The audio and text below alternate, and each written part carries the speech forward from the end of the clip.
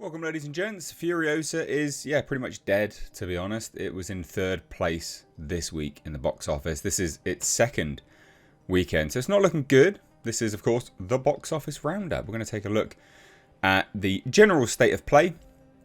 It's interesting. It's not all horrendous, but it's not great either. You know, Garfield's doing pretty well. Not incredibly well, but pretty well. Pretty well. If new movie came out, interesting.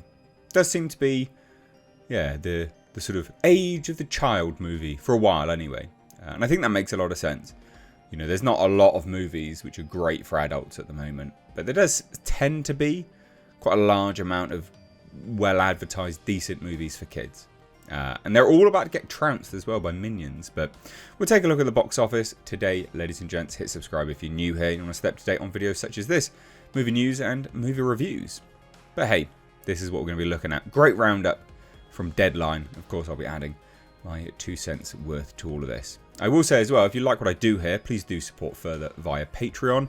The link is down below. Why? Because YouTube does demonetize some videos. And for as little as $2 a month, you can help the channel out and get some benefits as well. So anyway, it says here, I think it's interesting, you know, it's framing it as the summer box office recession.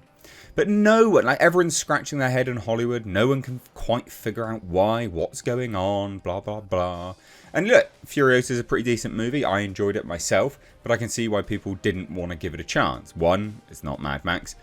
You know, it's a story in the Mad Max world. And two, it's about a girl. And there's lots of movies about girls. And when your movie-going audience is majority men, they will check out from this eventually. And they've checked out. So it's not really a huge surprise that this has happened. But, you know, just interesting how everyone's framing it as a recession. There was one article floating around that was like, we failed Hollywood. It's like, sorry, what? We don't owe Hollywood anything. That's my hard-earned money. You don't get access to it just because reasons. That's not how it works.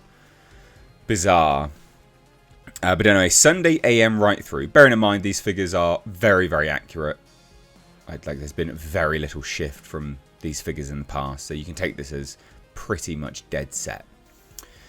But it says this, as after a poor Memorial Day weekend, we have a poor post-holiday period, with all titles grossing an estimated $67.4 million. Every single title. Just total, 67.4. Not great.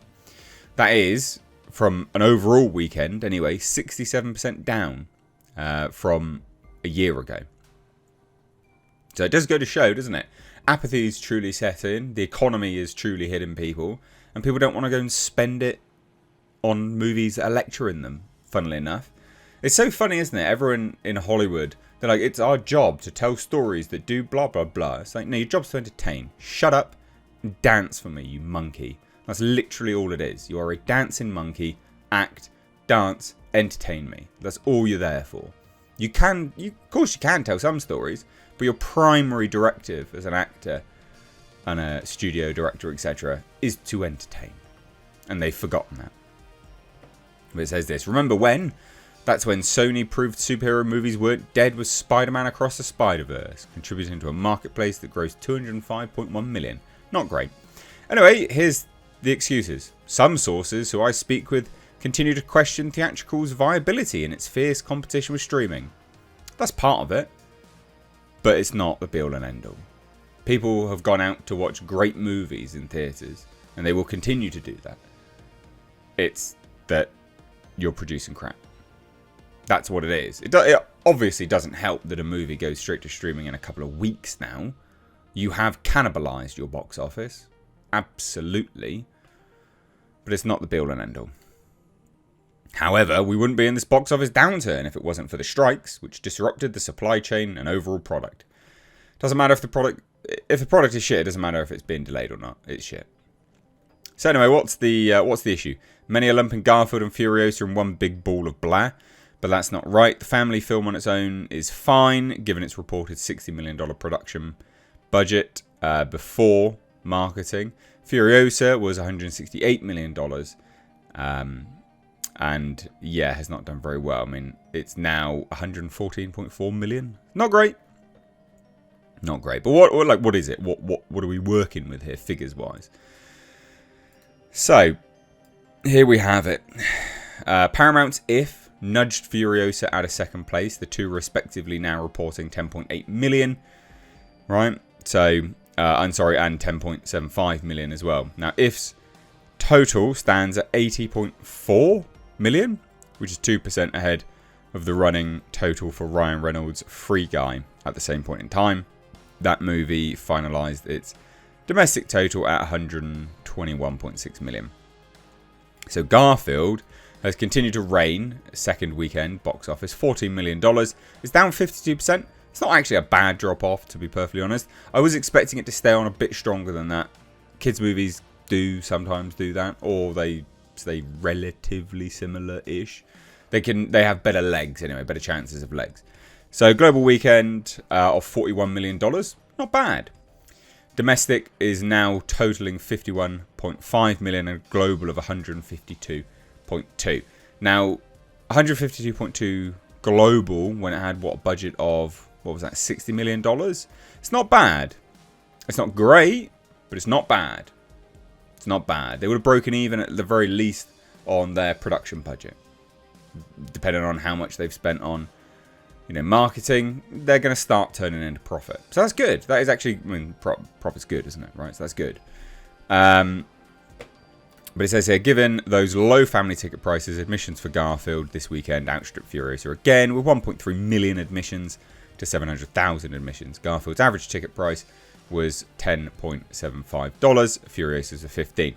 Now, I think what's interesting, if we scroll down here and Violent Nature, by the way, Inner Violent Nature, which is something which I've not spoken about, I have on a podcast. Inner Violent Nature is, this is it. It's here. It's a horror movie or slasher movie told from the killer's point of view. Looks really, really good. Go watch the trailer. It's getting rave reviews. It's done really, really well. But let's take a look at what the actual overall numbers are.